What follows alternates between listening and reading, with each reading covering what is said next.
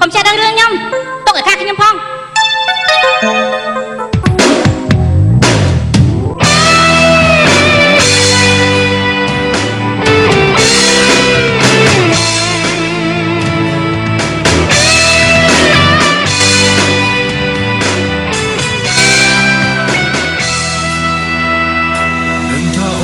មានគេ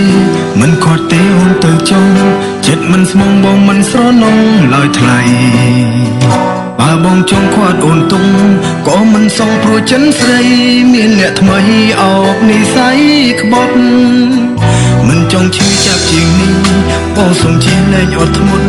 ទីបំផុតស្នេហ៍ក្បត់គង់តែនឹងបែកឲ្យខំធ្វើល្អយ៉ាងណាបើស្នេហាមានគេជ្រែកមិនអល់ឯងស្រែកថាលាហើយ